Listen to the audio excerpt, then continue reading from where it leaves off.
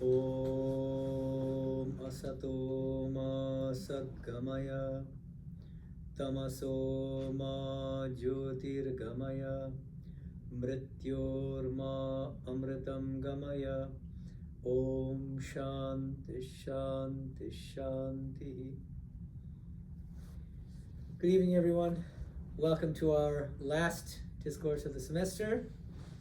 I hope your Thanksgiving went well, and good luck with your finals. I guess most of you are in final season. Okay, I'm going to start by briefly summarizing, kind of recapping what we discussed this semester, and then we'll go into our topic for today, which is extremely broad, the diversity within Hinduism. Okay, so we started the first few classes talking about topics from my new book called Karma and Rebirth in Hinduism. And we discussed things like, well, one of the key takeaways, there's Malini, I knew she'd come. Hi. And Ridley, look at that. Hey. Grab some, there's some chairs in the back too, right? Let's Yeah, grab yeah, those. grab Yeah, those. sorry. So one of the, okay, let me do it this way. Let's make this interactive. We had like 3 or 4 sessions on Karma and Rebirth in Hinduism, right? Okay, what were some of the main takeaways? Let's hear it. There was a contrast between, not a contrast, but a discussion on the compatibility between karma, rebirth, and free will. Good, yeah, okay. That was an interesting little discussion we had. Is the doctrine of karma compatible with free will? And the answer was it's complicated. Because one of the key takeaways, I hope, from our discussions is that there's not one Hindu doctrine of karma and rebirth. There are multiple, there are many. You can say that, you can generalize and say there are certain core doctrines that are shared across all the Hindu traditions, but there are a lot of differences also. Okay, and so there are some Hindu figures and some Hindu texts and some Hindu traditions which believe that karma is perfectly compatible with free will, with at least limited free will. And then there are other traditions which say, no, we have absolutely no free will, and karma is completely deterministic. One example, interestingly, is the founder of my monastic order, Swami Medhananda. So, yeah, that was one thing that we discussed. Sure, yes, very good. And what else? We also discussed, I don't know the exact term, but like what happens if you like maybe do an accident? Does that karma? Get in an accident. Yeah, get in an Yeah, accident. right. That was the moral luck issue. Yeah, the Yeah. moral. Yeah. Right. So we discussed this tricky. This is a problem discussed in contemporary philosophy, which is there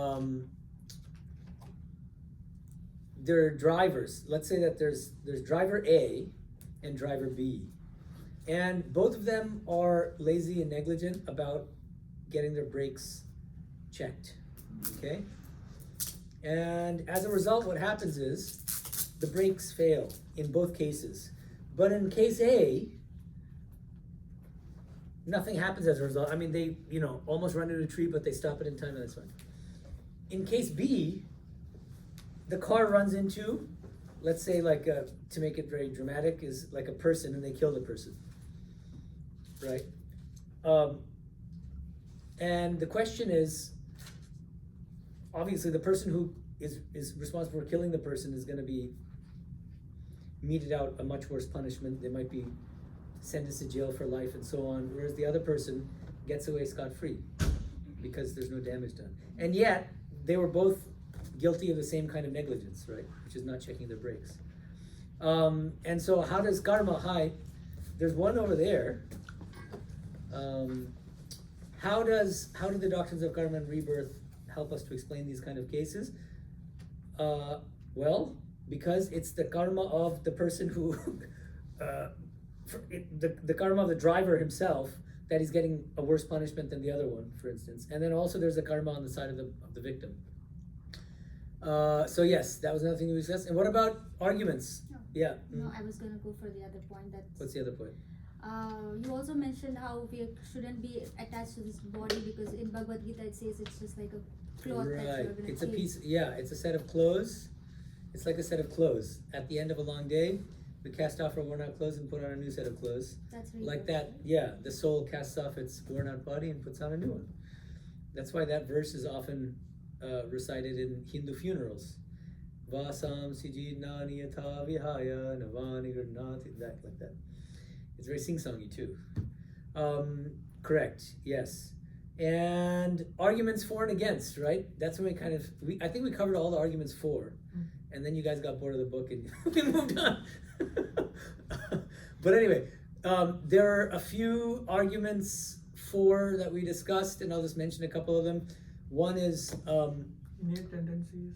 good, yeah, latent, exactly, latent tendencies. Like, how is it that a duckling, the moment it's born, within minutes is able to swim? Child geniuses like Mozart and Pascal as well. Another argument is from Yoga Sutra. You remember this argument? Yeah, Malini? I don't remember the argument, but I was just curious, like, because there's been child geniuses that like points to the idea of rebirth. Like, how does that work? Like, why am I not like why wasn't I born a super genius then? Because like I've had past lives. Because you have bad karma. No, I'm joking. I'm saying it on all of my past lives. Yeah, no. The idea, the argument would run something like this. The reason why Mozart at the age of 4 or 5 was able to compose these brilliant pieces of music, and we can't, is because he had already learned music to great proficiency in a previous life. And how come I don't have any of the skills of my previous life? Like that I. How do you know you don't? That I can see, like in the way that we can see. Okay, Well, Mozart because must have had these skills from his previous life. Yeah, because they're probably not as developed, or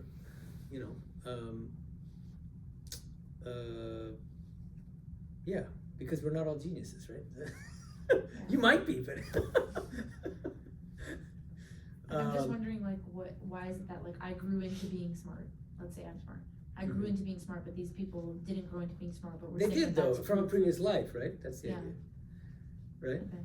Yeah, I think that. I mean, yeah.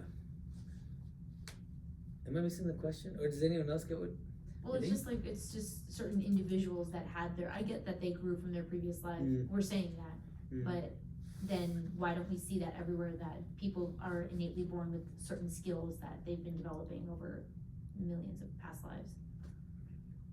I think, like, like, I mean, I don't know if I'm interpreting your question right, but like how I view it, it's like, I feel like those child geniuses, they're here because they have like this karmic contract to fulfill, and in this lifetime they have to experience like the full glory of their whatever music, whatever potential there is, and it has to do with something in their past lifetime. Like maybe they were a genius, like they developed to like a very proficient level, but it wasn't allowed to like shine in the world, and they were reborn because maybe they had like a dying wish to like showcase their talent or something. So like I feel like it's very like individual based, because like we can't just remember every single lifetime. Like that's a part of the rebirth journey, is that like we sign the contract to like forget all of our lifetimes, and we experience it from like a totally new perspective. That's like Om Shanti Om plot there. Oh, I haven't. That's a Bollywood movie. Yeah, Okay. if anyone has watched Om Shanti Om. Interesting. Is it a spiritual film? Not really. But he wants to be an actor in the previous life, Okay. but he dies unfortunately. But then he becomes he's born into this family of actors, like the Kapoor family. So he's now a nepo kid who is just an actor by birth. So sort of like what she said. Okay. So I think these things, they're all case to case bases, and there are good reasons why we don't know our past lives, because it's better that we don't know them, because otherwise we'd be kind of emotionally and psychologically burdened with that knowledge, right? So that's how I see it. I think one way we can see is our mind is always on many things, right? Scattered. Maybe if our mind is always on one thing. Let's say like if deeply focused all the time on philosophy, then next life you might become a philosopher. But now our mind on various things Is scattered. Scattered. I think we're not all exceptional, right? Yeah, I mean, I guess I totally get what you're saying, and I understand that the idea that the reasons why we don't know our past lives and all of this, but why are we using this as evidence then? It's not like widely applicable. Oh, Well, precisely because it's not widely applicable, because it's very hard otherwise. Well, the idea is that genetics would be the alternative scientific, right, materialistic explanation. But so far, geneticists have not been able to explain, the Mozart gene or the, you know what I mean? Yeah. So it's the things that genetics up till now has been unable to explain. I did a little bit of research on that, and if you look up the genetic research on child geniuses and all that, they're still kind of stuck, That's the idea. Yeah, the Yoga Sutra argument, I think it's 3.18. Samskara sakshatkaranat purva jati jnanam, which means by concentrating intensely on your past life samskaras stored up in your unconscious, you can regain your knowledge of past lives. So there's a kind of yogic technique that you can practice to regain knowledge. And don't try it at home, folks, because Where do we try? don't all run off to... You could go to a past life regression hypnotist, that's one option, but most of them are probably frauds. But anyway, yeah. Tie ourselves to a tree and then wait for enlightenment. Tie yourself to a tree? Yeah. Wow. What is that? Well, what Buddha did. There is a Tie view. himself to- There's a view in Hinduism among some Hindu figures and texts that in your last birth you regain knowledge of your past lives. Swami Medhananda believed that, and there are others. Like Buddha got his memories of his past lives, right, during the Nirvana experience. During or before? I think just before, maybe. Yes. Okay. Good. And then some of the main arguments against. What are some of the most intuitive objections to karma and rebirth? Just throw one up. Abrahamic religions, like What? they don't believe, they just say that you have you have heaven, so that's end of life. I know, no. I'm asking, what are some of the objections? Like, what's the problem with believing in karma and rebirth? How about, yeah. Population. Good, yeah, there you go. The population explosion objection. The human population keeps increasing. Where are all the souls coming from? And then what's the Hindu answer? Standard Hindu answer? It's complicated. Outside.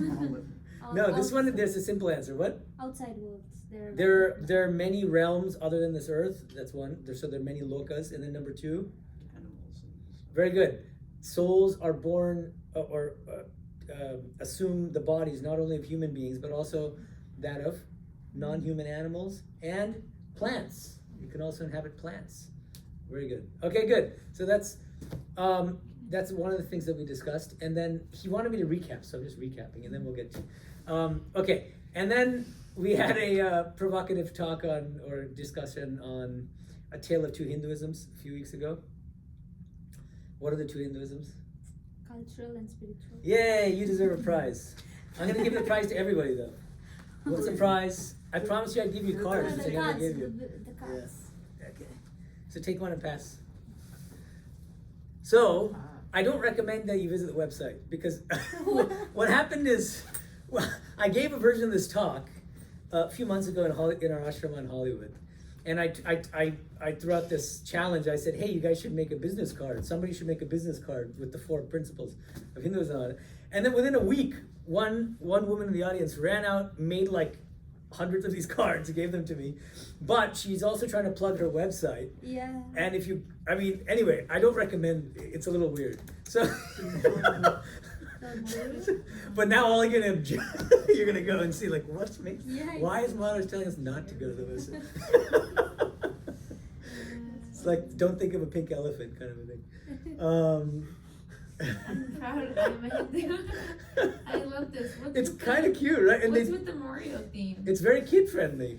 Oh, so they were trying to get kids to get. Oh, I don't know what we're trying to do. I'm not the one who made the card. But Indoctrinated.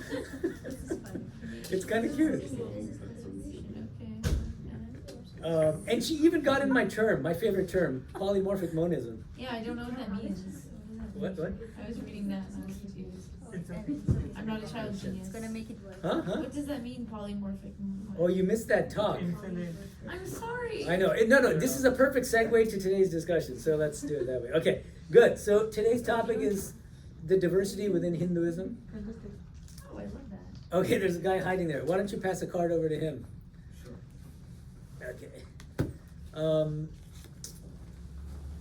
Okay, so we were discussing in our Hinduism discussion that many people mistakenly think that Hinduism is polytheistic, that Hindus believe in multiple gods.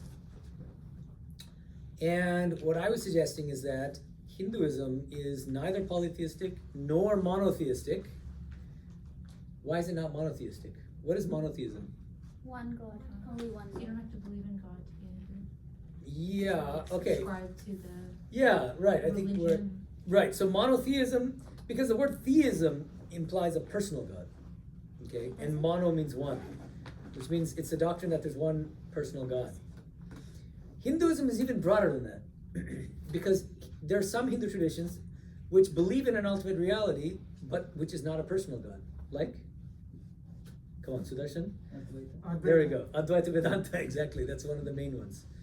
And then there are other traditions which, within Hinduism, which don't believe in any God. Like Mimamsa. Nyaya believes in a God. But Sankhya, most of the versions of Sankhya don't seem to believe in a God. Whereas yoga does, but not Sankhya. Yeah, good. Okay, so what I suggest is a better term to capture the essence of the Hindu understanding of ultimate reality is polymorphic monism. Wow, big term. You'll be able to understand. You were a genius in your previous birth, so you won't have any problems. Okay, so monism means there's one infinite divine. Okay? And that one infinite divine is impersonal in one aspect and personal in another aspect, and can manifest in countless forms. Hence the polymorphic. Morph means form. Poly means many. So polymorphic monism. And why monism rather than monotheism?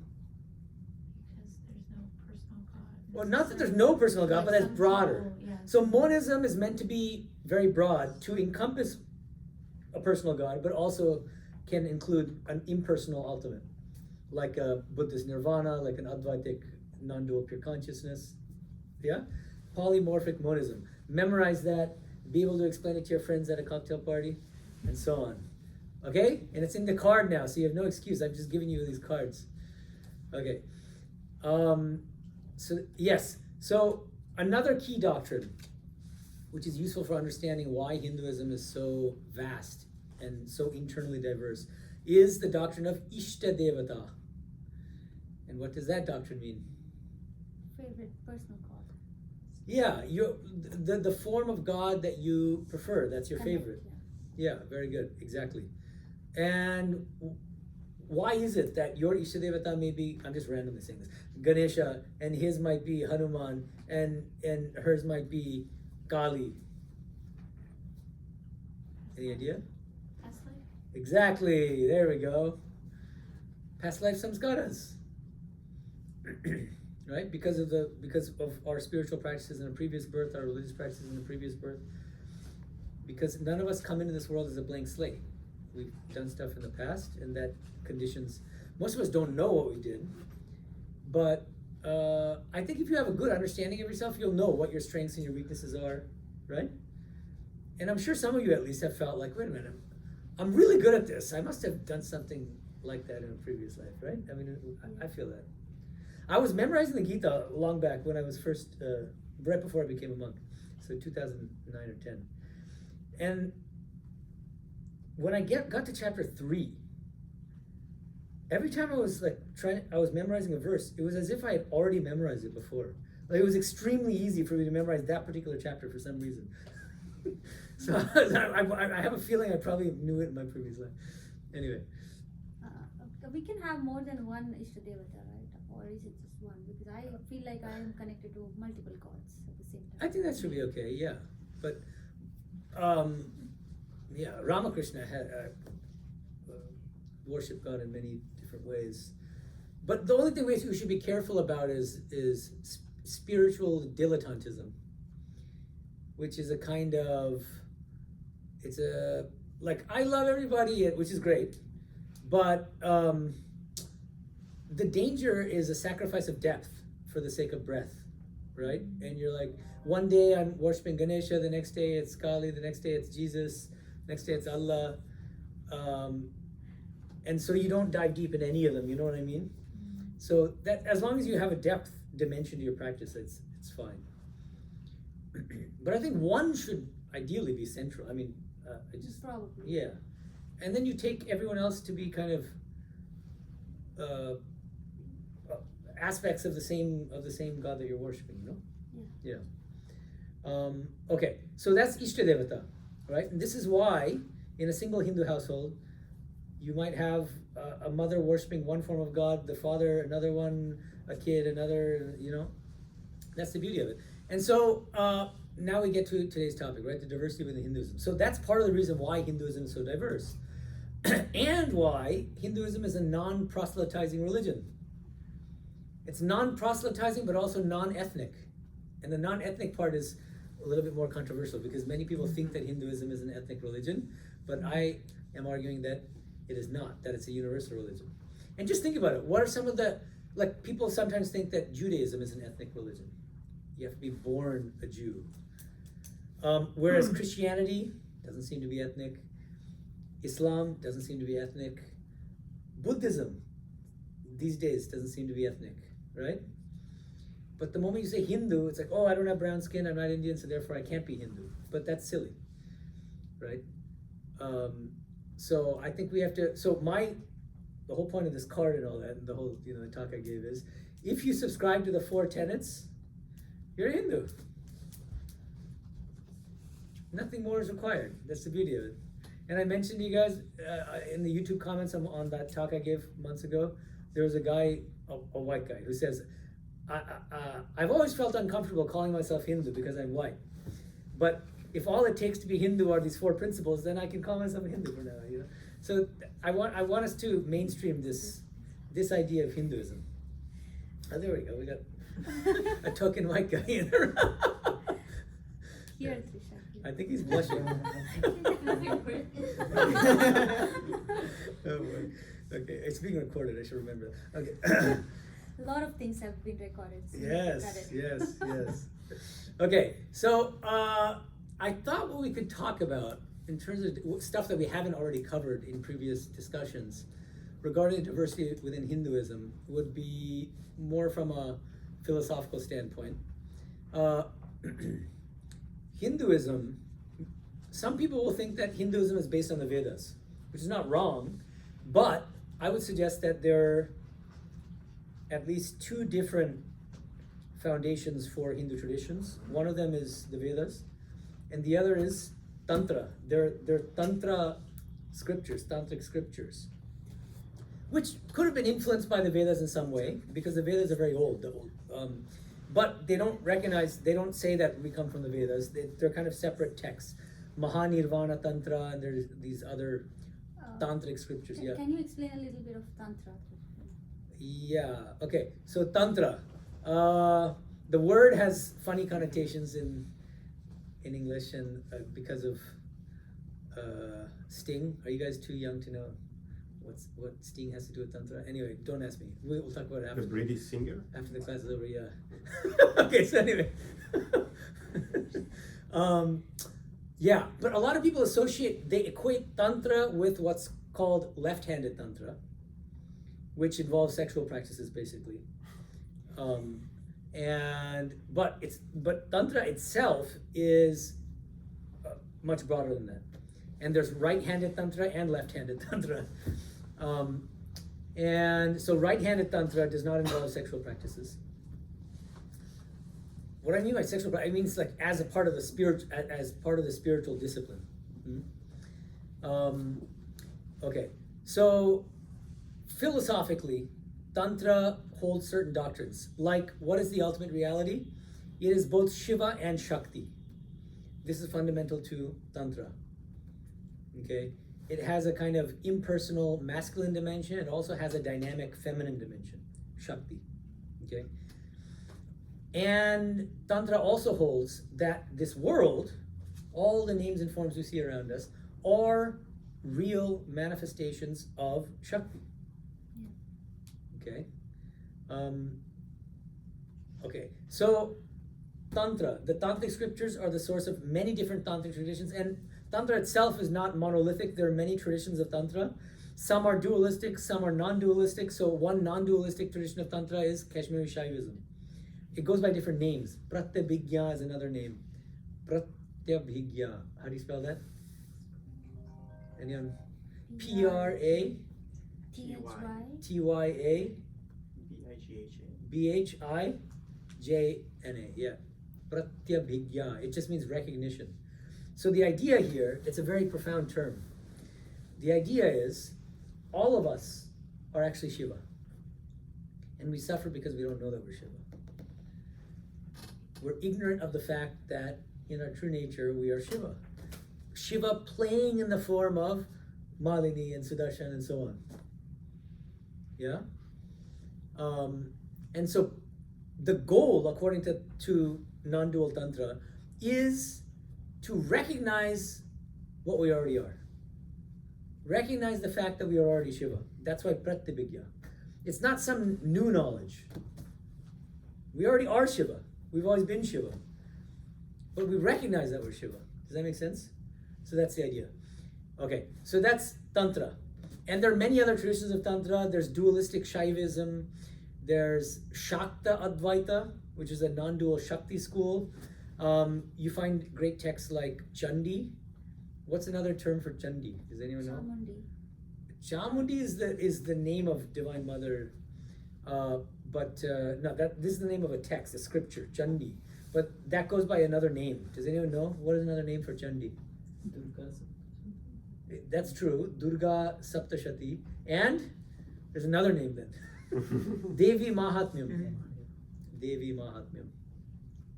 Okay? So Devi Mahatmyam equals Chandi equals Durga Saptashati. Yeah. So it's an ancient Sanskrit scripture of Tantra, basically. Okay. So Tantra is separate from the Vedas. Yeah, I mean even though you'll find a lot of similarities in the you can find references to Divine Mother in the Vedas as well. There's a Devi Suktam, there's Medha Suktam, and Medha is actually a form of Divine Mother. Huh? Shri Suktam, Saraswati. I mean, there's so many, there are those kinds of things. But at the same time, the Tantrics themselves are not going to trace back their lineage back to the Vedas, as far as I'm aware. They have their own foundational scriptures and they're kind of separate. So how I imagine these tantrics, like what we see is like these people who are wearing these red clothes and with all these mundamala, like the skull, garland of skulls. Yeah. Like, is that like a part of what you're talking about? Yeah. It is a part, and the point is there's so many different sub-traditions within Tantra, and each one will have different practices. They'll wear different kinds of clothing. Some are left-handed, some are right-handed, and so on. So even is black magic also a part of like Tantra, or do you say it's not? Well, it depends on what you mean by that, but there are beliefs in like sort of ghouls and these kinds of things. Pishachas. Yeah. But that's true in Hinduism in general, not just in things are there in the Vedas as well. I think the Atharva Veda, it's there. Like these kind of like charms and like tricks and magics and all there in the fourth Veda, but they're just less talked about. Yeah, the other thing is, if you mean things like, do you mean things like becoming invisible or like this reading people's thoughts? Is that what you mean, or what? No, like my knowledge is like based on how these people say that when the people actually in these certain villages, they're like who are superstitious and they do this black magic and stuff. No, what do you mean by black magic is my question. Like they have all these rituals and they are trying to do what? What are they trying to do? They're something calling bad, spirits. Yeah, They're like summoning something- spirits to yeah, do something bad. to curse someone, let's say, Right. or something. Yeah, but I don't think Tantra has a monopoly on that. That's what I'm saying. I think you find that in other Hindu traditions too. And people who are tantric are following the tantras, which are separate from the Vedas, which is like the mainstream Hinduism. Yeah. So they're both considered Hinduism. Yeah, exactly. That's why I mentioned that there's. So they have to have a common root, or is it two separate religions that kind of converge Well, culturally? here's one of these big scholarly questions also that does it even make sense to refer to all of these different traditions in India, on the Indian subcontinent, as Hindu, quote unquote Hindu? The term Hindu, of course, is a much more recent term. but even if we call it Sanatana Dharma, right, there's a legitimate question to ask. But as I said, these 4 tenets on the card, which you now have, Tantrics will accept them as much as, at least, the thing is, we have to be careful about, I should qualify what I've written on the card. Those 4 tenets are the tenets of non-sectarian spiritual Hinduism. Because there are also many sectarian Hindu traditions. Yeah. If you know anything about Vaishnavism, Gaudiya Vaishnavism, they're primarily sectarian.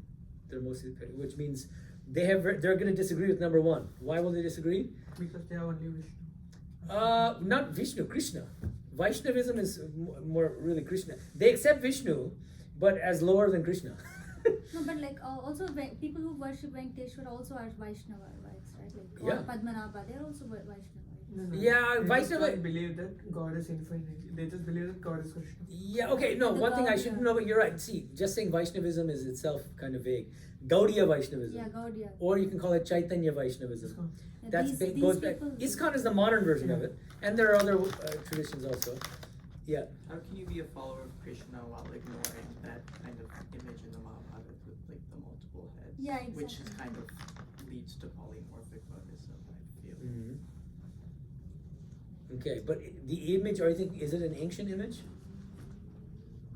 Well, I mean, every adaptation of the Right. Mahabharata I think shows It's it a does. description. The That's- divine face of Krishna when he like shows his 1,000 heads to Arjuna Yeah. during the battle. But is it a recent visualization or is it mentioned in the text? The text has it, right? Does it have many faces? Yeah. All So- the gods. All the gods? Yeah. Okay, so they'll say, yes, we agree with that, but the other gods are lower. So they have a lot of elaborate hierarchies. Okay. Okay, so now we have these 2 traditions. Now on the Vedic side, the Vedas, there are the 4 Vedas, right? Rig Veda, Yajur Veda, and so on. And the Upanishads are the culmination of the Vedas. Because Vedanta, Upanishads are also known as Vedanta, and Anta means end or culmination, and Veda, so end or culmination of the Vedas. Why is it the culmination? Because it contains the highest spiritual teachings of the Vedas. So they're not, they do not contain separate ideas from the Vedas? Everything can be traced to the The Vedas? Upanishads are part of the Vedas. They're part of the Vedic corpus. They're not separate from the Vedas. Okay. The Vedas are these vast scriptures, and Upanishads comprise part of them. But they're said to contain the highest spiritual teachings in the Vedas. Now, what are the main teachings taught in the Upanishads? One of the main ones is Atman is Brahman. This is one of the main ones. And I'm being very non-sectarian here because different traditions will interpret that teaching in different ways. But in general, the Upanishads teach that the self is one with the ultimate in some way. Now, does that mean that it's like Advaita Vedanta, that it's absolute identity? Maybe, but it could also be more of a bhakti relationship. It could be part whole, where each of us is a spark of the divine fire. We're children of God. These are more bhakti ways of explaining the same kind of relationship. Do you see what I mean? The Upanishads themselves are very broad, you'll find. The Upanishads will talk about ultimate reality, sometimes as non-dual Brahman, sometimes as the personal God. The term Ishvara is used multiple times in the Upanishads, for instance. And in Bhagavad Gita, which is another one of the core Vedantic scriptures, you have a very strong emphasis on bhakti, Is it an devotion. Upanishad? The Bhagavad Gita? It's not technically an Upanishad. It's part of the Mahabharata. But it's so highly regarded and revered that people, it's like a kind of honorary Upanishad. Yeah. Like an honorary doctorate. It's as good as an Upanishad. And it's contains the quintessence of the distillation of all the Upanishads. Right? Because the Upanishads themselves are, there are many of them, and they have all sorts of doctrines in them, and the Gita in 700 verses condenses those doctrines and systematizes them into a coherent form. Okay. Do we have a good idea of how they were composed? Is it like, were they coming from individual authors? Is it a composition of various schools? Which text are you having? The Upanishads, for example. I don't think anything is really known. And then even within Hinduism, the very, very traditional people will say that Vyasa. there's no author. No. There's no author. The doctrine is called apaurusheyatva, which means authorlessness. There is no author of the Vedas. Is the absolutely strict fundamentalist view. Okay? And it's because the Vedas have no author that they're infallible. You see the logic here? Because all of us are fallible. We make mistakes. And so the moment you posit a human author, the Vedas, the scriptures become fallible. They might contain So they're also considered like infallible. So similar to how kind of how the Bible in Christianity is thought to be. Yeah. Except, as I said, this is the traditional kind of fundamentalist view. Mhm. Some modern Hindu thinkers differ, and even some schools within Hinduism also differ, like Nyaya, for instance, will say that Ishvara, God, is the author of the Vedas. Okay, that's Again, Do some schools posit that this came from like a monastic order, or a series of monks that kind of composed these? And then... usually they're said to be spoken by rishis. Basically, rishis means these seers or sages yeah. who have realized the highest, realized the truth, and are just kind of ecstatically expressing what they've realized. That's kind of the idea.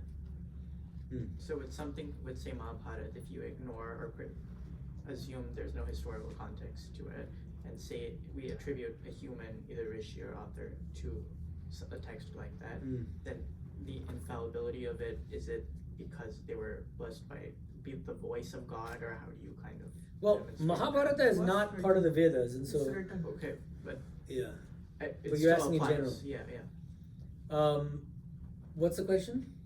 If you don't attribute, if you attribute a human author or Mhm. rishi to any one of these texts, then how can we also say that this is kind of eternal, infallible knowledge? Right. Well, because then the person who's composing it has to be divine, and so Vyasa is considered to be some highly exalted soul, and so on. And the authors of many of these spiritual texts are considered to be realized. Right. That's the idea. Okay. So now, here's another very important thing. One of the things I want to emphasize today. Okay.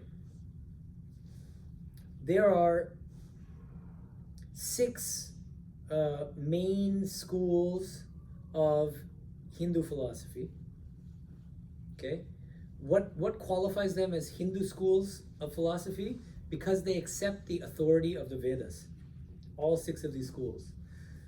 Okay? And the Sanskrit term to refer to them is Astika. Astik. In Hindi, for instance, you say Astik, but it means you believe in God. Yeah, theist, right? Yeah. But that's not the traditional understanding of Astika and Nastika. Belief in the existence of Vedas. Yeah, you believe in the authority of the Vedas, not just the existence, but you accept them as an authority. Okay? And Gnostics are those who reject the authority of the Vedas. So the 3 traditions in India which reject the authority of the Vedas are... Ajivikas. Oh, well, that's true. That's not usually included in the... But yeah, that probably can count. But Charvaka usually is one of them. Charvaka is a materialistic school. And they say that the Vedas are the ravings of lunatics. And they don't believe in any afterlife. They don't believe that consciousness persists after death. They believe that this is all we got, so let's eat, drink, and be merry, for tomorrow we die. So, pretty common philosophy. Okay, so that's Charvaka. So that they don't accept the Vedas. That's Upanishads, right? Sorry. What? No. No Upanishads. Hindu Okay. philosophy. Okay. It's Yeah, just a but it's still So, but these are anti-Vedic. Okay. Yeah, Oh, that makes sense. yeah. These are non-Vedic, but there are 2 others. These are now we're outside the Hindu fold. You understand? So, can you guess? What are the other Buddhism, 2? Jainism. Buddhism and Jainism. Buddhism, Jainism, and Charvaka are typically the 3 Nastika traditions in India. Okay? And now we get to the 6 Astika traditions, the ones who accept the authority of the Vedas. Wait, to clarify, they might have origins in the Vedas, but they themselves reject the authority of the Vedas. That's what you're saying. It's an interesting question. When Swami Medhananda was asked about the relationship between Buddhism and Hinduism, he said something which is quite memorable. He said, Buddhism is the rebel child of Hinduism. And in fact, if you look at, historically speaking, how Buddhism came about, Buddha, right? He was born as a Kshatriya. And he, at that time, during his time, there were a lot of Vedic animal sacrifices. And he was against them. And so he developed this new religion of Buddhism as a reaction against Vedic animal sacrifice, against other things within Vedic religion at the time. You know what I mean? So in that sense, I think what Swami Medhananda says is historically accurate. It's a but then also, if you look at some of the doctrines of Buddhism, you'll find them in Hindu scriptures as well. This idea that everything is suffering, you're going to find that in the scriptures. You're going to find it in the Yoga Sutra, you'll find it in the Bhagavad Gita, Anityam asukam lokam imam prapya prijasvamam, chapter 9. Having come to this impermanent, sorrowful world, this world which is devoid of any happiness, worship me, Krishna says. Okay, so the 6 schools, okay? The 6 Astika schools. What are they? We've reviewed them before. Can anyone, and they come in pairs, 3 pairs. Sankhya Yoga. Sankhya Yoga is 1 pair. Mimamsa, Vaisheshika. No, that's not the pair. What's paired with Mimamsa? It's the most obvious. It's the most popular school. Yoga. No. We had yoga. Well, it's I don't want to say which is the most popular, but Mimamsa is paired with Vedanta. I was going to say that. But Because actually another name for Vedanta is Purva Mimamsa. Uttara Mimamsa. So Purva means prior, before. Uttara means last, later. Okay? And so here are the 6 schools. Sankhya is paired with yoga. Nyaya is paired with Vaisheshika. Purva Mimamsa is paired with Vedanta, otherwise known as, aka Uttara Mimamsa. Exactly. Okay, now I'm going to briefly summarize some of the doctrines in these. That would be a whole semester-long course, but I'm just going to very, very briefly. Let's start with Sankhya, because it's considered to be the most ancient school of Indian philosophy. According to Sankhya, there are only 2 fundamental entities. What are those? Purusha and Prakriti. Exactly. So Purusha is an eternal, conscious self or soul. Okay? And Prakriti is insentient nature. And that includes not only anything physical like tables and chairs and human bodies and animal bodies and all that. It also includes minds. This is something that's distinctive about Indian philosophy as opposed to Western philosophy. Our minds fall on the side of nature, not on the side of consciousness, interestingly. Okay? And if you ask, well, then why does it seem that the mind is conscious? That's because of the light of the Purusha. The mind is actually just reflecting the consciousness of Purusha.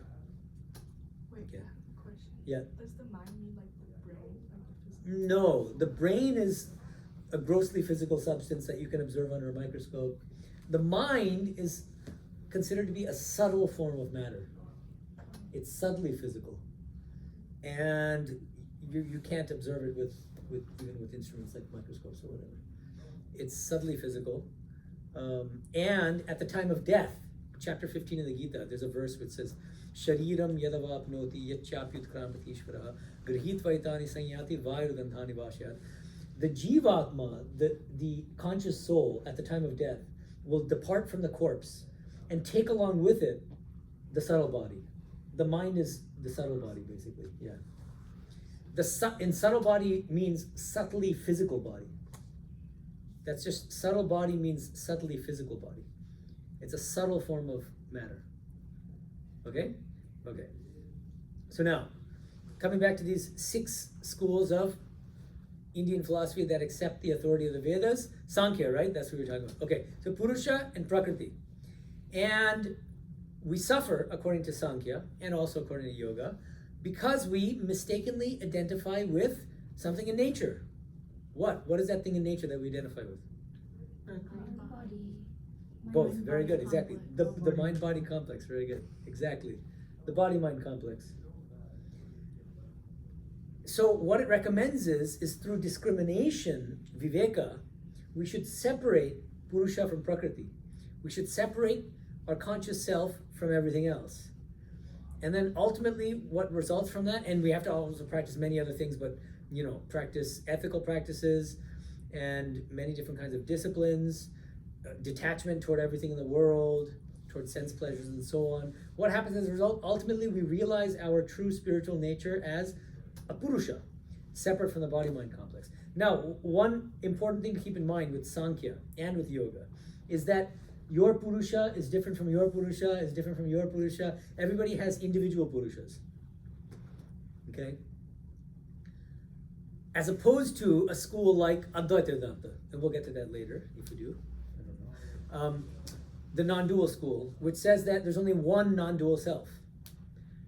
That means your non-dual self is the same as my non-dual self, and okay? But Sankhya and Yoga do not believe this.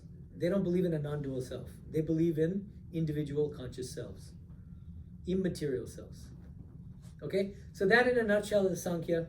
Yoga, we had a class on yoga, right? On Ashtanga yoga, I believe, right? Yeah. So I forgot to mention in the recap, but okay. So let's briefly recap. What is yoga philosophy? Well, yoga philosophy is based on Sankhya, more or less. That's why they're paired.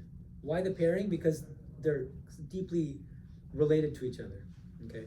Okay. So yoga is based on Sankhya with some differences / modifications. Like yoga has a concept of God, Ishvara. You'll find it in the Yoga Sutras in a number of sutras. Okay. Now, what exactly is that God? Is it the theistic God? Those questions are up for grabs, and there are different interpretations. Okay, but there is a concept of God, whereas you don't really find that in Sankhya. And yoga also is more kind of, it has a stronger emphasis on meditation. And things like pranayama. You'll find those things as part of Ashtanga yoga. Do you remember? The fourth limb is pranayama. The sixth limb is meditation, dhyana. Okay? And you don't find those kinds of emphases in Sankhya.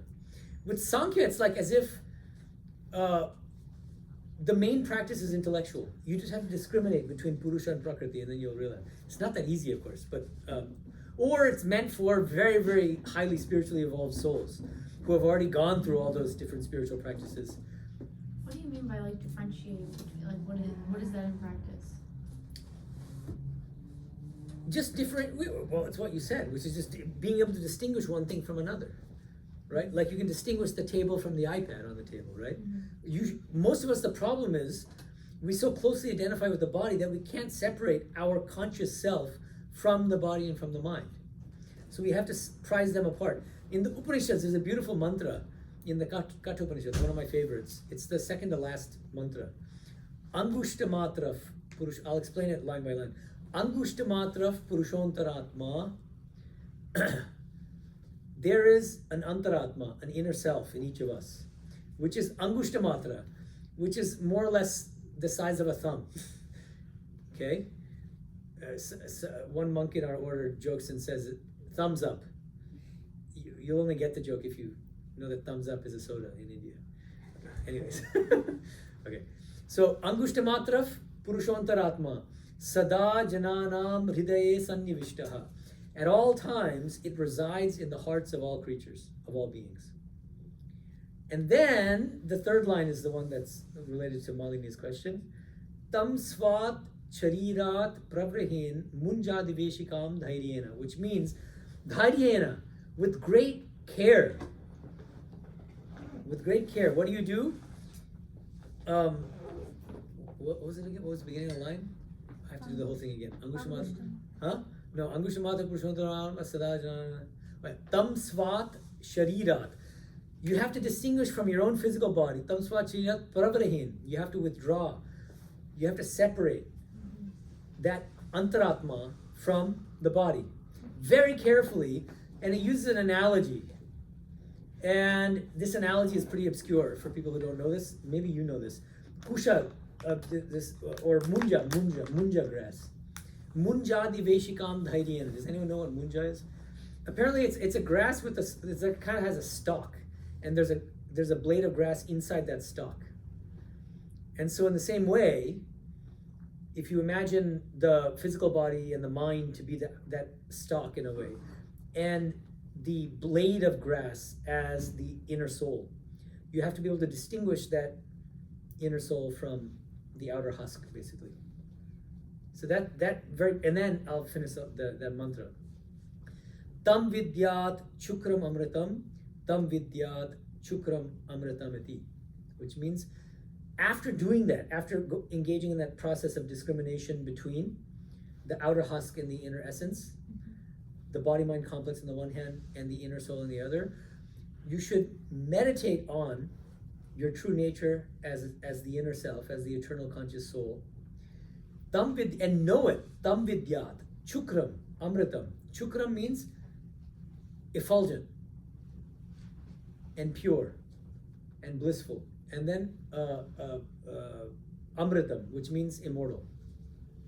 Okay? And then it repeats that twice. So these mantras they're very powerful, and especially if you know Sanskrit.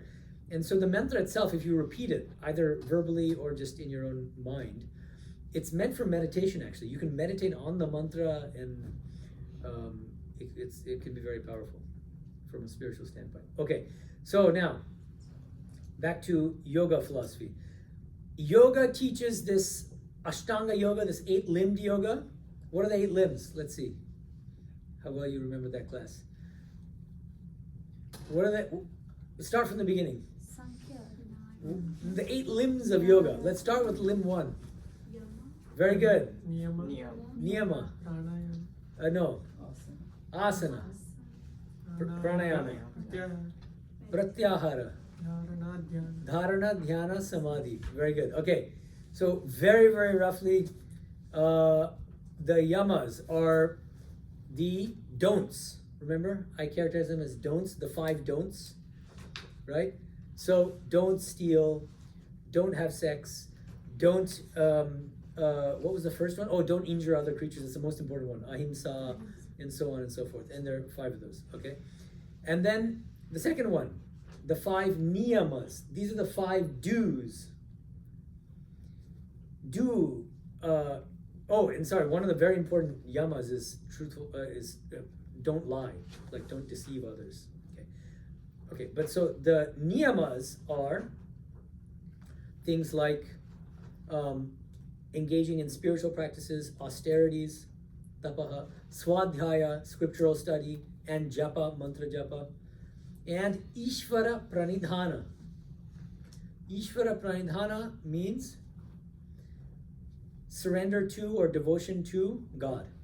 So kind of a bhakti. Bhakti is also built into it. So you don't find that in Sankhya. Okay, so there's a kind of difference between Sankhya and Yoga here. And then you have qualities like, spiritual qualities like santosha, which means contentment.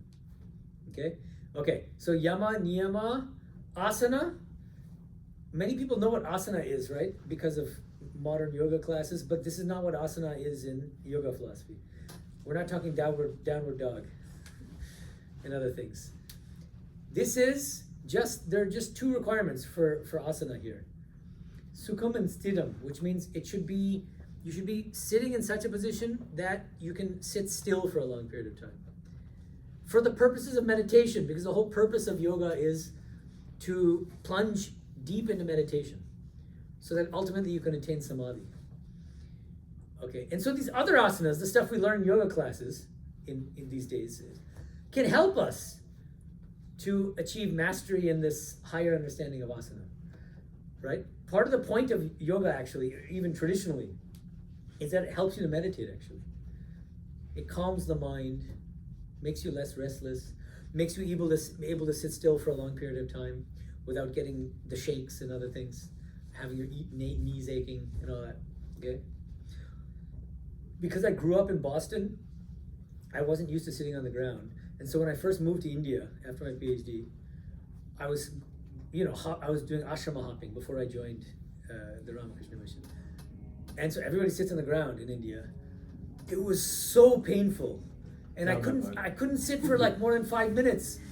I was like, really, it was devastating, and it took me years to get used to it. So it's just a matter of practice, really. Okay, so that's asana. Pranayama. What's the ratio? There are multiple ratios, but one of the classic ratios is? 8, 4, 16. What did you say? 4, 6. Wow. So No, maybe it's 8, 4. 1.68. Okay, one of the standard ones is 1, 4, 2. Remember 1, 4, 2. And then you can multiply it by whatever you want. It could be 4, 16, 8 or whatever, but 1, 4, 2. And the idea is, we can do it. Well, let's do one round right now. Okay, ready? You can do this kind of thing where you block one nostril with the thumb. You can take your index and middle fingers between the eyebrows, so it's like this. And then what we can do is, so it's 1, 4, 2. Let's try to do 4, 16, 8. If that's too much, you can reduce it, but we're gonna attempt it. 4, 16, 8. Meaning breathe in for 4, hold for 4 16. counts, like 4 seconds, let's say, or even it doesn't have to be a second if it's too fast. So make it like faster. Like I have a mantra with syllables, and so I'll use like a mantra to count, but you guys can just take numbers 1, 2, 3, 4, 1, 2, 3, 4, 1, 2, 3, 4, 1, 2, 3, 4. Are you following? Okay, so we're gonna try this. 4, 16, 8. Nobody should faint. Okay, we're doing this. Ready? Wait, so do you understand the technique? So hold on. Well, let me explain this. So you're blocking one nostril, and as you inhale for 4 counts. You retain your breath for 16 counts. And then wait. Maybe you should count. What? No, I'm just going to show you quickly what happens. And then this is the retention, where you block both nostrils. And then you exhale through the other nostril. That's how it works. What? So this, like, everybody block your right nostril first. And now, as I said, 4 counts, inhale with the left nostril, through the left nostril. Retain the breath and you have to block both your nostrils. You block with the ring finger. Okay? 16 count. And then you exhale through the right nostril for 8 counts. So that's what we're going to try right now. Ready? Get a good breath. And then if you need to, go very fast through the 16 count. Okay.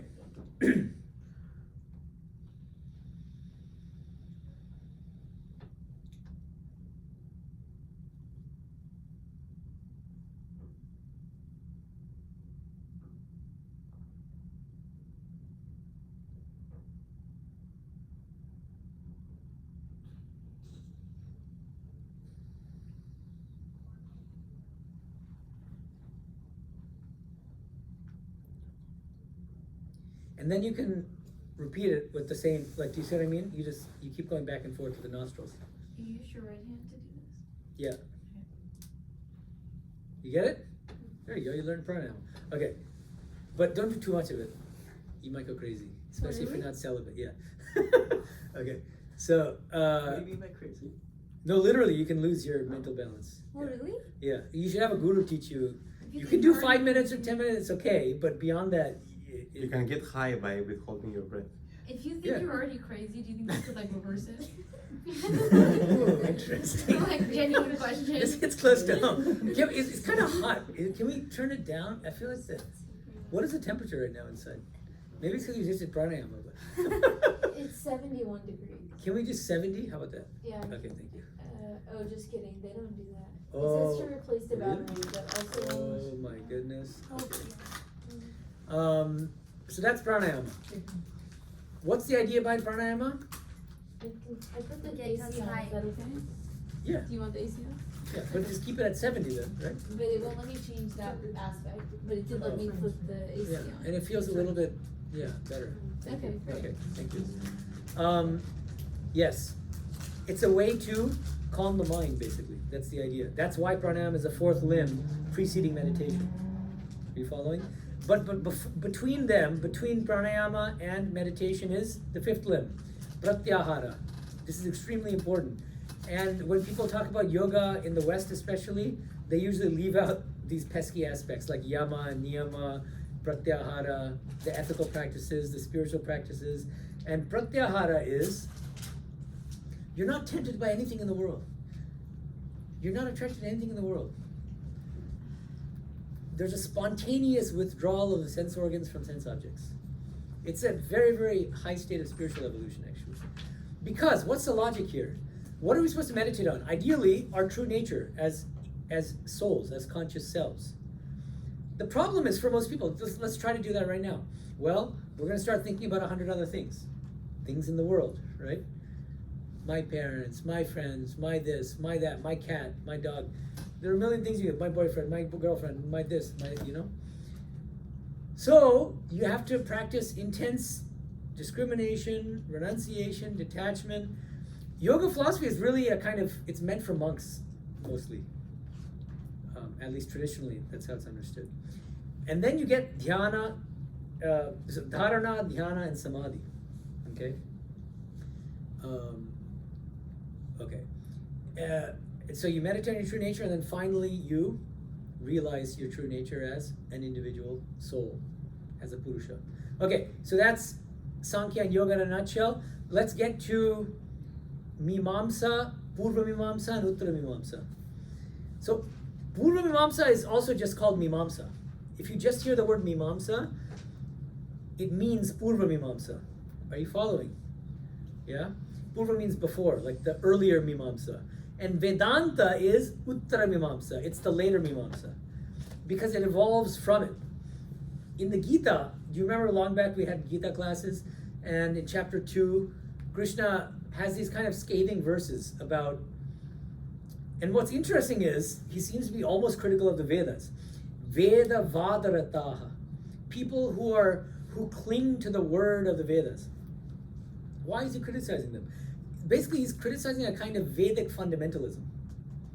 People who, these kind of mimamsakas, basically, people who do these Vedic sacrifices to the letter, exactly as prescribed in the Vedas, okay? But for what purpose? What's the aim? There's a mantra in the Rig Veda which goes, Swarga kamo yajeta, which means one should sacrifice, one should perform sacrifices if you are Swarga kama, if you are desirous of going to a temporary heaven. So I do my sacrifices properly, following what the Vedas tell me. I go to a temporary heaven. I enjoy life up there for, I don't know, a few hundred or 1,000 years. And then eventually, I have to come back here. And there's no real escape. According to Mimamsa, there's no permanent liberation in that way. There's just this endless cycle of, I perform sacrifices here on earth. I'm rewarded with life in this temporary heaven, and then eventually, though, I run out of that good karma. I come back here, and I do more sacrifices, and I go to this temporary heaven again. And if I do bad things here, I go to like worse, like maybe temporary hells or something like that. Okay, that's Mimamsa. And now Vedanta goes much further, and it says, look, number one, this cannot be the be-all and the end-all. These temporary heavens and coming and going again and again, this cannot be the be-all and end-all of our life here on earth. The highest goal has to be moksha, liberation. Liberation entirely from the cycle of rebirth. You don't find that ideal in traditional Mimamsa, but you find it in Vedanta. Of course, it's also in Sankhya and Yoga. They all believe in moksha. Okay, but you don't find it in this early form of Mimamsa. Okay?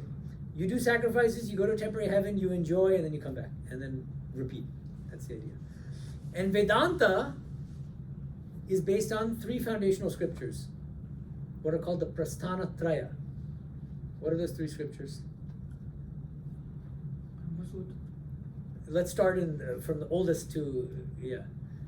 So Upanishads, that's the first, number 1. And then number 2? Yeah, Bhagavad Gita. Number 1, Upanishads. Number 2, Bhagavad Gita. Number 3, Brahma Sutra. These are the 3 foundational scriptures of Vedanta. Okay? And Upanishads we already talked about.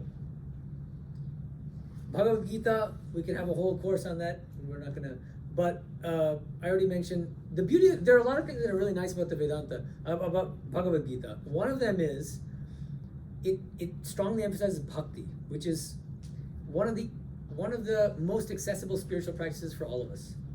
Worshipping God, prayer, these kinds of things, which pretty much anyone can do. At the same time, it also introduces a very important concept called avatara. The term avatara is not found in the Gita, but the concept is there. Yada yada hi dharmasya glani bhavati bharata abhyutthana dharmasya tadatmana sujamyam. Krishna says, whenever righteousness is on the decline and unrighteousness increases, I incarnate from age to age. Okay? So avatara bhakti becomes very important, starting with the Bhagavad Gita. Avatara bhakti, devotion toward a human being, but God in the form of a human being. Rama, Krishna. Hindus consider Buddha also to be one of the avatars. Now, Buddhists themselves may not agree with that, but anyway, but the Hindus take it. Okay, so avatara bhakti is very important. Another thing that the Gita does is it's a very harmonizing scripture. It's always trying to harmonize different philosophies, different outlooks, different views of ultimate reality, different spiritual practices. And so it harmonizes different yogas. It says that you can practice bhakti while also practicing the path of knowledge, while also practicing the path of karma yoga. And you can also practice meditation, dhyana yoga, which is emphasized in chapter 6. You can practice them at the same time. What happens later in the course of time?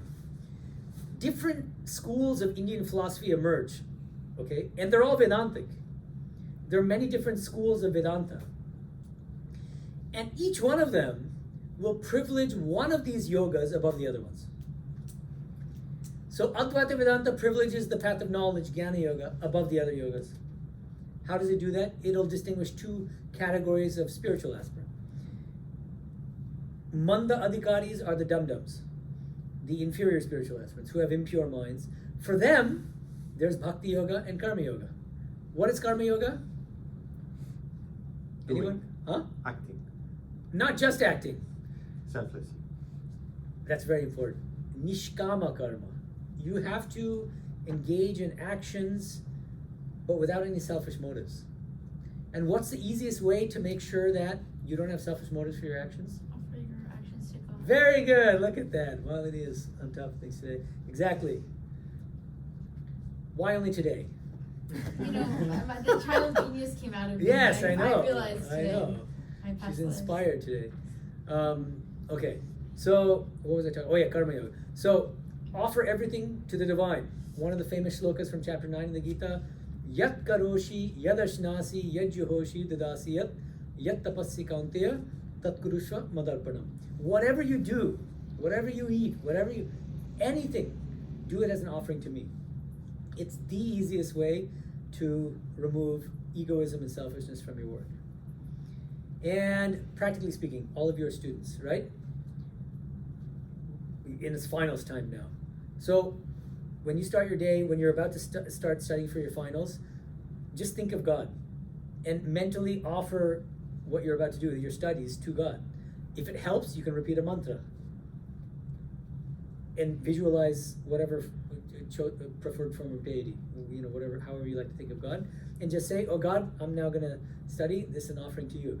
And then now while you're studying, when you're thinking about physics or computer science, it's not very easy to think of God at the same time for most people. So you don't have to, don't worry about it. Once in a while, try to check in.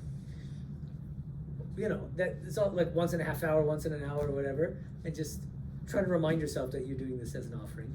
And then at the end of the work, when you're done for the day, when your brain is zapped, when it's fried, 9 p.m. That was you, right? Yeah. That's like me too. I was asking, there are different kinds of students. Some are the all-nighter types, the procrastinators, and the other is, like, I will, if I have an exam in December, I'll start preparing in September, but do a little bit every day, like a half hour, 1 hour, so that I can just relax the whole time. And anyway, that's another kind. I went on a tangent. What was I talking about? Offering your studies to God. Oh yeah, thank you. At the very end of the studies, at the end of the long day of studying, you do a mantra again and say Om Shanti Shanti Shanti Hari Om Tat Sat, and then you offer, make what I did today, please accept, O Lord, what I did today, my studies, as an offering, no matter how flawed it is, you know. We often say it's built into our prayers. Look, we're not perfect. We made mistakes. Our minds were wandering when we were trying to focus on computer science, and it went in I was getting hungry, and God forgives us because God is, He loves us, and there's no problem. Okay? But even those little things, at the beginning of the work, offer it. During the work, once in a while, check in with God. And then at the end, offer what you did throughout the day to God. And these little things will help. That doesn't take more than a few seconds or minutes, right? But it'll become a habit. You know, anytime you get in a car, I start, repeating. We have certain mantras that we say before. Just to invoke the divine before you do anything. After you do anything, Okay? Okay, that's Karma Yoga. So we covered Karma Yoga, Bhakti Yoga, or devotional practices. What are some devotional practices? Anyone? Okay, you said mantra. Mantra japa is one of them. Mentally repeating the name of God in the form of a mantra, which ideally a guru will give to you. We can just Google, what's the Ganesha mantra? And you'll get like 6 on ChatGPT or whatever. But better to have a human guru rather than ChatGPT guru. Give you a mantra. Any mantra is powerful. Swami GPT. Swami GPT, this is this. What is that? Well, we'll talk about it after. Afterwards. Somebody might steal her idea. Remove it from YouTube. Yeah. So if you get a mantra from a guru, from a qualified guru, from somebody who's really evolved, the mantra is charged with a special kind of power, and so the transmission is more powerful.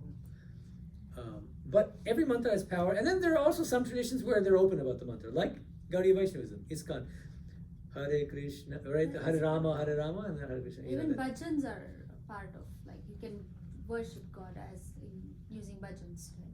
Of course, yes. Singing, very powerful devotional spiritual practice. Listening to devotional songs, singing devotional songs. So prayer, another one. Why do people forget prayer? This is a very, very important We practice. said it. Oh, Yeah, did We you? just said it quietly. Wow. Because it was like, okay, what is prayer? Alright. So prayer, exactly. And didn't we have a whole class on prayer? I feel like we did. No? Oh, we can have one, huh? Yeah, I like Next that class. semester. I Before think we went had off. last semester that. Yeah, I think it was the yeah, last art of I previous was semester. going. Yeah. So there are many kinds of prayer. Let's review it quickly. Give me an example of a kind of prayer. Please, sir. Yeah, that's called petitionary prayer. You're petitioning God for something. You're asking God for something. Gratitude prayer. Yeah. That's another kind. Oh, you did come to class. No, then. I didn't. I just made it up after you. Oh, but that's one of them. you Very said good. it, which is, I thought about what I Yes. pray and what I do. Yes, very good. So there's a prayer of gratitude. There's a prayer of surrender. There's a prayer of recollection or remembrance. Just thinking of God itself is a kind of prayer. So prayer is, if you define it, this is I think a better definition of prayer, which is broader than just asking God for something. Any kind of communication with God. However, whatever form that communication takes, that's a prayer. You see what I mean? Yeah. Okay, so that falls under Bhakti Yoga. Dhyana Yoga is basically covered by Patanjali. I already explained it. The path of meditation. Raja Yoga and or Dhyana Yoga. They're just different terms for the same thing. And then the fourth one is Jnana Yoga, the path of knowledge. Now, the path of knowledge, in the Gita, it seems to be more or less like the Sankhya kind of approach, which is just discriminate between the Atman on the one hand and insentient nature on the other. Something like that. Use the mind. It's use the rational intellect to discriminate between X and Y. That kind of idea. But we can understand the path of knowledge in different ways. Like Advaita Vedanta, Shankara's school of Advaita Vedanta, it means something very specific. It's a combination of 3 practices, the path of knowledge. What are those 3? Does anyone know? Did we talk about Advaita Vedanta in detail? I think we knew. We talked about it the whole semester. Yeah. So what are the 3? Why does nobody know this? You know it, right? What is the question? The third one? Okay. Yeah. The path of knowledge according to Shankara's classical Advaita Vedanta has three components, and they are? Shravanam, Manana, Nididhyas. Yeah, Shravana, Manana, and Nididhyasana. So let's talk briefly about what those are. Shravana, what does that mean? Hearing. Listening to what? Something very specific. A qualified Advaita Guru will tell you, will repeat one of the Mahavakyas, one of the great teachings. They all amount to the same thing. Tattvam Asi. You are non-dual pure consciousness. It's a mistake to think that you're the physical body or even the mind. You are non-dual pure consciousness. You hear that from a qualified guru. That's Shravana, step one. What's step two? Manana. Reflect deeply on that teaching. Remove any possible doubts you might have in your mind about this teaching. Well, wait a minute. If I'm pure consciousness, why is it that I'm feeling so much pain in my knee? Doesn't that mean I'm the body? There are many kinds of doubts that can arise. Okay. And of course, there are other schools which disagree with Advaita Vedanta. So you try to respond to their objections.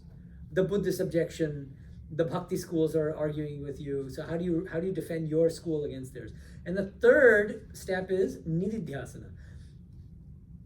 In short, Nididhyasana means you have to internalize that teaching, that I am non-dual pure consciousness. Live it in your day-to-day life, which means all of this is a dream. It's an illusion. I'm not endorsing that. I'm saying that's the position of Advaita Vedanta.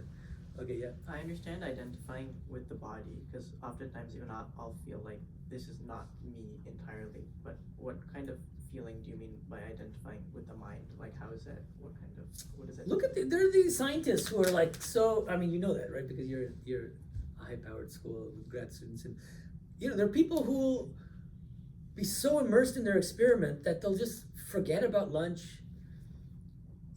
It's like they live in the realm of ideas. These are people who. But I feel like a lot of us also have maybe some kind of pride in our knowledge or our ability to think. Yeah. And like, if you take that away, like my ability to think, that's very scary, right? But not identifying with the mind, does that mean like me not being able to think in the way that I'm thinking? The mind will go on. Right. The mind will continue to think, except that you're no longer identified with the mind. And that's different because The mind is your instrument. Okay. So you use the body and you use the mind as instruments of the soul, Right. which you know yourself to be. Okay. So it's like the difference between saying, like if you have a car or something, right? I am my Tesla versus I use my Tesla to get around, right? The Tesla will still be a Tesla. It'll still be just as good a Tesla as it was before, except that now you no longer identify with it. Right? Yeah. Okay. Now, we covered Vedanta. Oh, that was Advaita Vedanta, and the path of knowledge, right? Okay.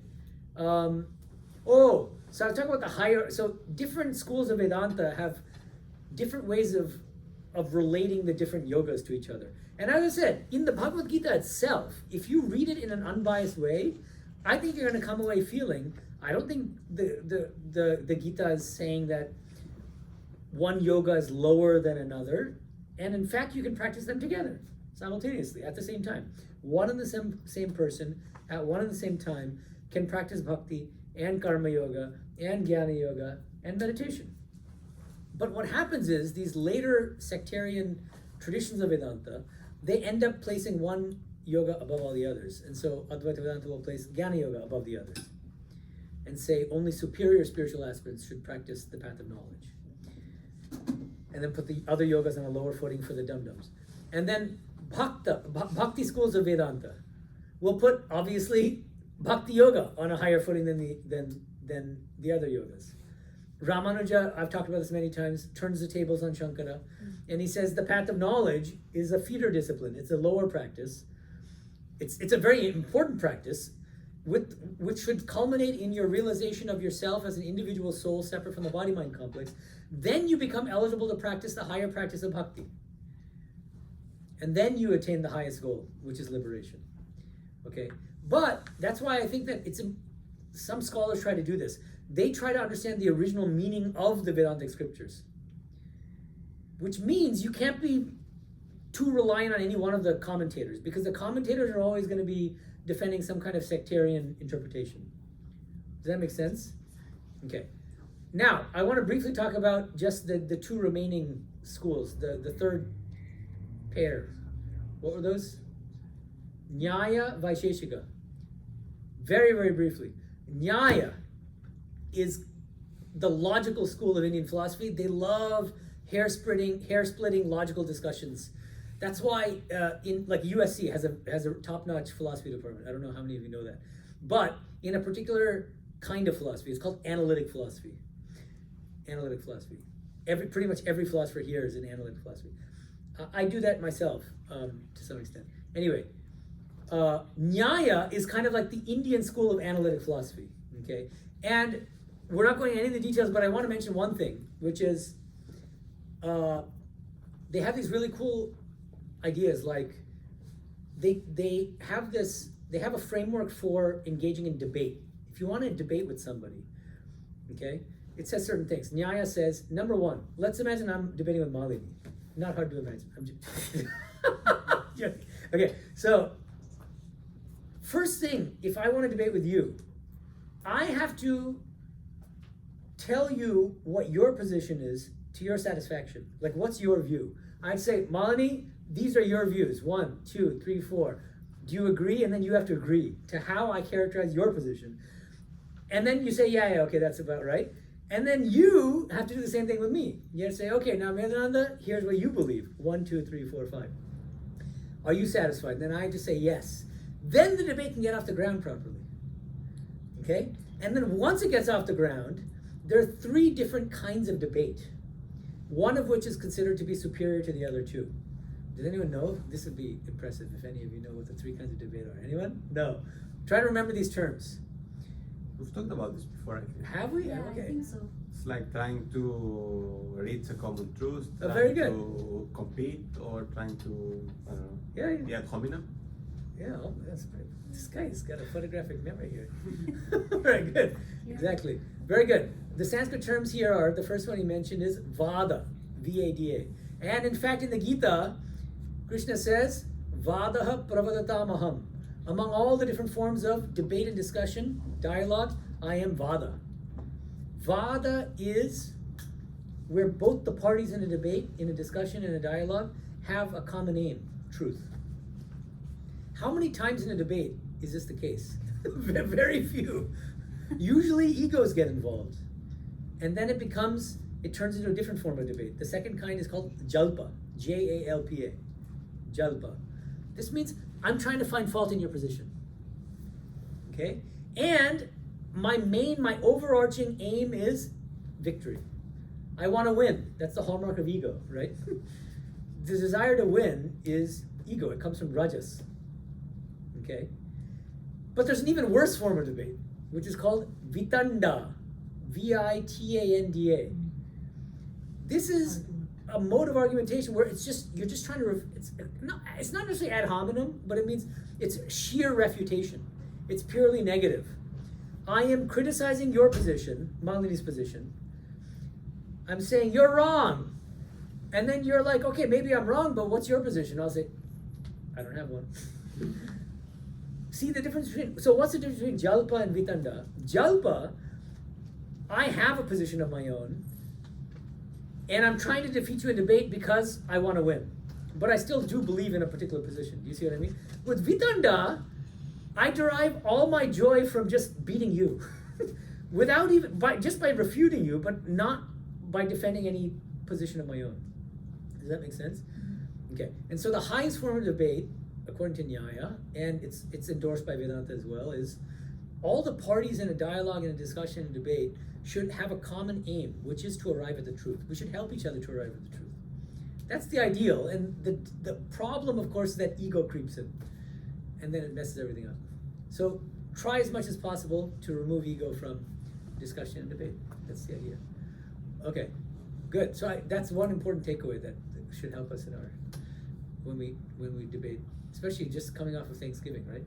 When you go home for Thanksgiving, there's always going to be some cranky uncle or something. Yeah. Okay. So any questions? No? Good. Look at that. When is our next class? What's our first class next semester? I think In- Jan 12th is the January start of 12th the semester. is the beginning of the semester, so that would be the first week. Okay, very good. Okay, good. So we can end the class here and we can then talk about next semester. Very good. Thank you, everyone. Om Shanti Shanti Shanti Hari Om Tat Sat.